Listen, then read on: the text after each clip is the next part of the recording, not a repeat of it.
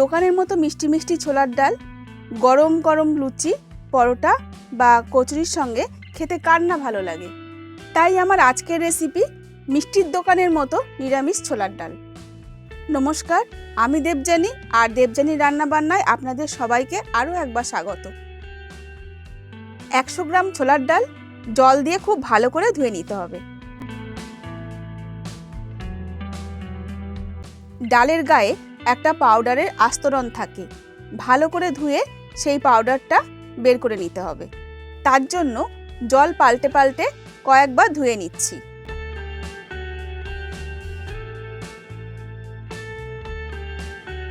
গ্যাসে একটা pressure cooker বসিয়ে ডালগুলো তাতে নিয়ে নেব।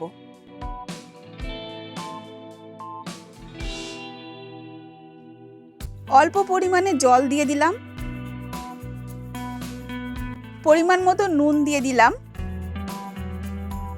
তারপর প্রেসার কুকারের ঢাকনাটা আটকে 3টে সিটি দিয়ে নেব। সেদ্ধ করার পর ঢাকনাটা খুলে দেখছি। দেখুন বন্ধুরা, ডালগুলো দেখেই মনে হচ্ছে গোটা রয়েছে, কিন্তু আঙুল দিয়ে চাপ দিলে খুব সহজেই ভেঙে যাচ্ছে। এই সময় এতে পরিমাণ মতো হলুদ দিয়ে দিলাম। তারপর আরও কিছুক্ষণ ফুটতে দেব, আর এদিকে অন্য একটা কাজ করে নেব। একটা কড়াইতে 3 থেকে 4 টেবিল চামচ সর্ষের তেল গরম করে তাতে সামান্য হিং দিয়ে দেব। আমি এখানে গোটা হিং ব্যবহার করছি, কারণ গুঁড়ো হিংয়ের থেকে গোটা হিংয়ে অনেক বেশি ফ্লেভার থাকে।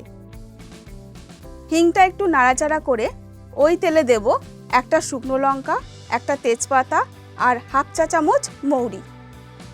এবার হিংয়ের সঙ্গে শুকনো লঙ্কা, তেজপাতা আর মৌরি ভেজে নিতে হবে।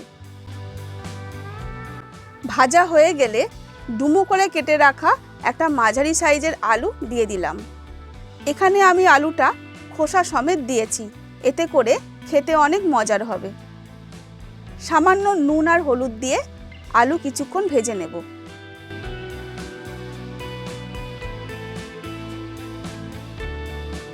কয়েক সেকেন্ড ভেজে নেওয়ার পর 1 চামচ গ্রেট করা আদা আর একটা কাঁচা লঙ্কা কুচি দিয়ে দিলাম। আবার কয়েক সেকেন্ড নাড়াচাড়া করে নিলে আদার কাঁচা গন্ধটা চলে যাবে আর আলুগুলো আরও একটু ভাজা হবে। এই সময় আমি সেদ্ধ করা ছোলার ডাল এতে ঢেলে দিচ্ছি। এবার স্বাদ মতো চিনি দিয়ে দেব। এটা একটু মিষ্টি মিষ্টি হলেই ভালো লাগে, তবে আপনারা নিজেদের স্বাদ মতো মিষ্টি দেবেন। ঢেকে দেব আর 1 মিনিট মতো ফুটিয়ে নেব।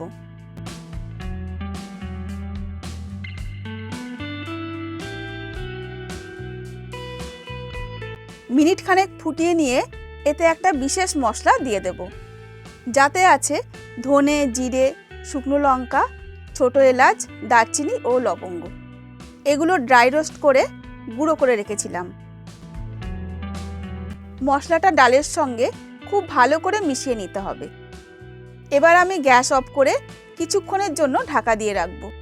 তাহলে ব্যাস তৈরি হয়ে গেল মিষ্টির দোকানের মতো মিষ্টি মিষ্টি ছোলার ডাল। তাহলে বন্ধুরা, আজ এই পর্যন্তই। আবার আসবো নতুন কোনো রেসিপির সঙ্গে। ততক্ষণের জন্য সুস্থ থাকবেন আর ভালো থাকবেন। ধন্যবাদ।